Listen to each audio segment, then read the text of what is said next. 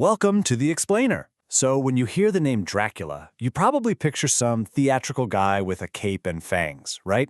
But if we actually look at Bram Stoker's original text, it's a whole different story. We're talking about the ultimate psychological horror, a story literally built on isolation, manipulation, and the complete collapse of reality. Let's get right into it. Okay, let's dive into this. How exactly does a totally mundane, everyday legal transaction for property turn into the most famous psychological horror story ever written? I mean, it almost sounds like a joke. But the terror here doesn't kick off with a monster jumping out of the shadows. It starts incredibly normally, which is exactly why the creeping dread hits so hard. Part 1. The Trap, covering chapters 1 through 4. So, we start with Jonathan Harker. He's an English solicitor heading to Transylvania to close a simple property deal. He thinks it's just business, completely oblivious that he's walking straight into a Gothic nightmare. You can literally track his psychological collapse over just a few days. On day 1 at the Borgo Pass, the locals are terrified. They're shoving crosses into his hands, shouting warnings, but he just brushes it off as local superstition. By day 3 inside the castle, though, the unease is definitely growing. He notices the Count doesn't have any servants and doesn't cast a reflection. Then, on day 5, the real horror drops. He's attacked by 3 mysterious vampire brides, and Dracula basically claims Jonathan for himself.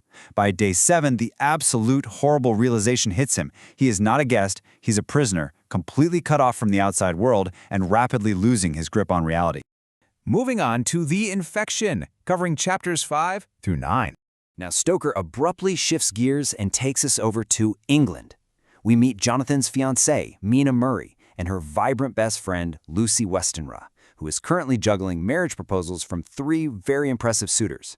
What Stoker is doing here is setting up a brilliant, stark contrast. Think about it.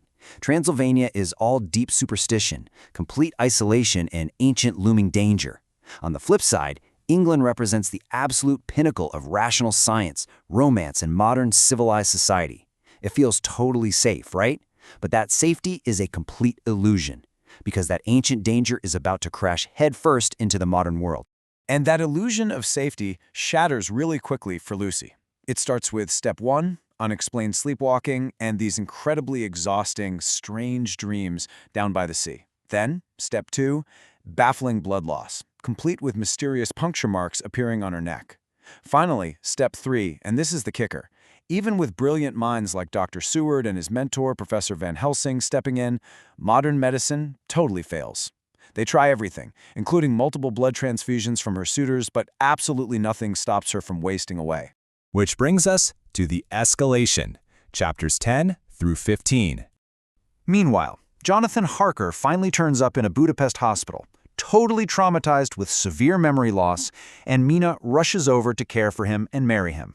So now, the horrors of Transylvania are directly anchored to England, and our characters are staring down a massive, terrifying question.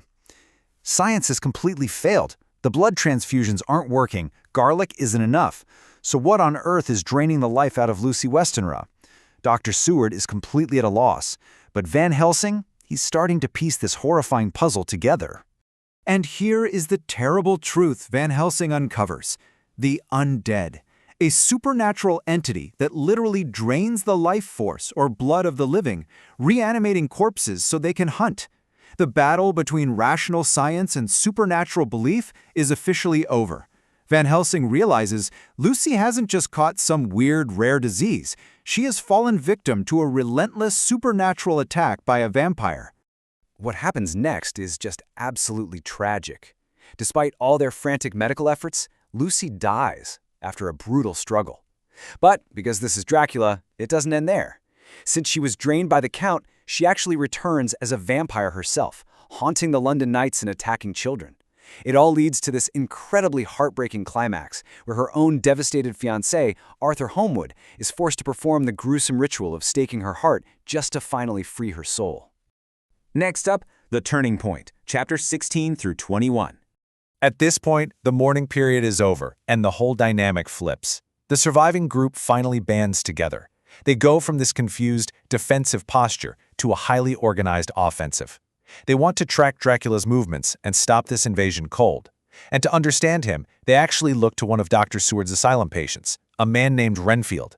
He's a deeply disturbed guy who literally eats insects to absorb their life energy. But more importantly, he acts as a psychic bridge. His violent, unpredictable outbursts become a sort of real-time radar, signaling Dracula's physical proximity and his spreading influence across the country.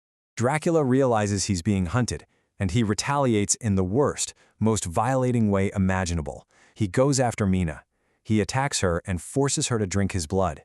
Now, this doesn't just physically harm her. It tragically, directly connects her mind to the monsters. It's a massive, game-changing turning point in this psychological war. And that kicks off the final hunt. Chapters 22 through 26. Now, the group realizes that Mina's terrible psychic connection is actually their best weapon to track him. The hunted have become the hunters. It's a full-on, ticking clock chase across the map. In England, Dracula is cornered and has to flee with his boxes of native soil. When they hit the European ports, he tries to outsmart them by evading capture on ships, but the group tracks his exact movements using Mina's mind link. Finally, back in Transylvania, as Dracula desperately races for the safety of his castle, the group is right on his heels, closing in for the final confrontation. It's a thrilling race against time. Finally, the cost of victory, covering Chapter 27 and the ending. This high-speed pursuit crashes to a halt in the snowy, isolated shadow of Dracula's castle, and the adrenaline gives way to a very heavy, somber reality. Ultimately, their unity, faith, and knowledge do triumph over supernatural evil. Dracula is defeated by the group, he turns to dust, and thankfully, Mina is freed from his corrupting mental influence. But that victory? It demands the ultimate price. Quincy Morris actually sacrifices his own life in the final battle. And the survivors?